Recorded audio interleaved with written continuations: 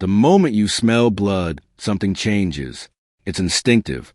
Your body reacts before your mind can explain it. Your heart rate shifts. Your senses sharpen.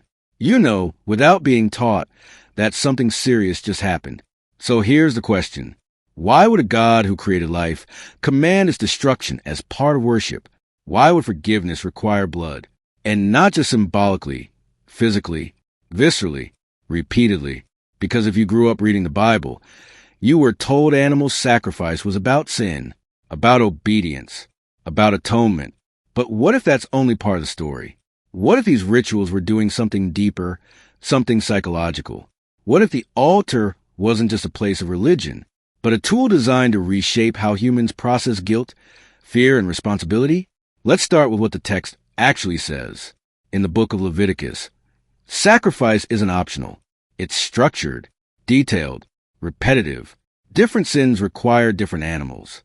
Different situations require different rituals. And in many cases, the person bringing the sacrifice doesn't just hand it over. They participate. They place their hand on the animal. They watch it die. They see the blood. So ask yourself, if forgiveness was the goal, why not just say you're forgiven? Why involve death at all? Because something else is happening here. Imagine standing in that moment. You've done something wrong. You carry the weight of it, guilt, fear, maybe shame.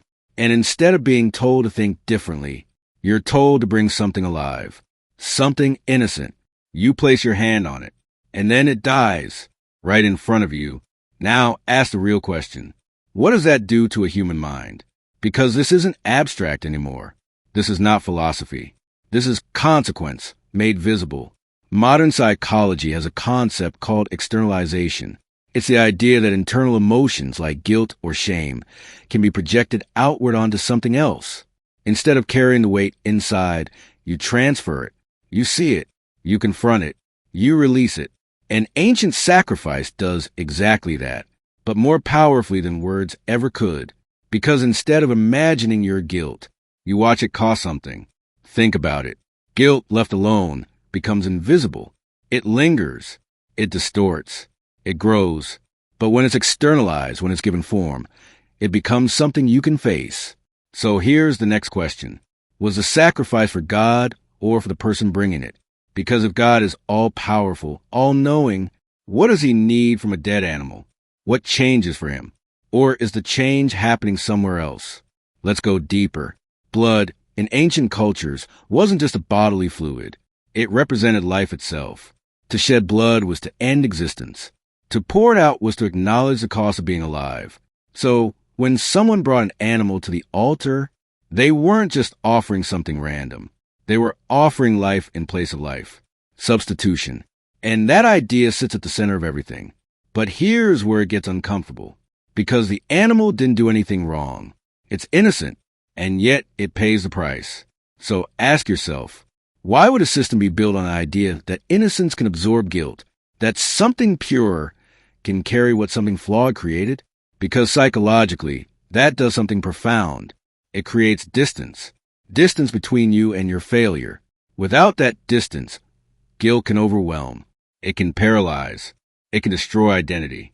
But with substitution, you survive it. You process it. You move forward. So maybe the system wasn't about punishment alone. Maybe it was about survival. Now compare that to today. When people feel guilt now, what do? They suppress it, ignore it, rationalize it, or they carry it silently. But ancient systems didn't allow that. They forced confrontation. You couldn't hide from it. You had to see it, touch it, stand in front of it. So another question, is it possible that ancient rituals were more psychologically honest than modern avoidance? Because today we try to escape guilt. Back then, they faced it directly. And not just emotionally, physically, but there's another layer, repetition. Sacrifices weren't one-time events. They happen again and again and again. Why? If the problem was solved once, why repeat it? Because human behavior doesn't change instantly. Guilt returns. Mistakes repeat. So the ritual becomes a cycle, a system that keeps restoring balance. And that word matters. Balance. Ancient people didn't always think in terms of legal guilt. They thought in terms of order and disorder, harmony and disruption. When you sinned, you disrupted something. The sacrifice wasn't just about forgiveness. It was about restoring equilibrium. Now think about how powerful that is. Instead of carrying chaos internally, you participate in a process that restores order. You leave changed, not just forgiven, stabilized, but then something shifts. Later, texts begin to question sacrifice itself. Prophets start saying things like, mercy, not sacrifice. So now we have tension. On one side, a system built on blood. On the other, a voice saying it's not necessary.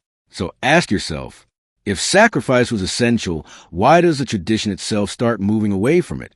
Because maybe the ritual was never the end goal. Maybe it was a step, a tool, a temporary system to teach something deeper. And that deeper thing might be this: that guilt must be acknowledged, that consequences are real, that restoration requires cost, but the form that cost takes can evolve. So where does that leave us? Was animal sacrifice about divine demand or human need? Was it about satisfying God or stabilizing people? Because when you strip it down to its core, the pattern is clear. Guilt, externalization, substitution, release, restoration. That's not just religion. That's psychology. And here's the final question. What replaced it? Because the need didn't disappear. Humans still feel guilt, still seek relief, still look for ways to make things right. So if the altar is gone, where did that process go? Did it evolve? Or did we lose something we didn't fully understand? If this made you see ancient rituals differently, if it challenged what you thought you knew, subscribe. Because the next question is even deeper. If sacrifice wasn't just about God, what else in religion was designed for the human mind?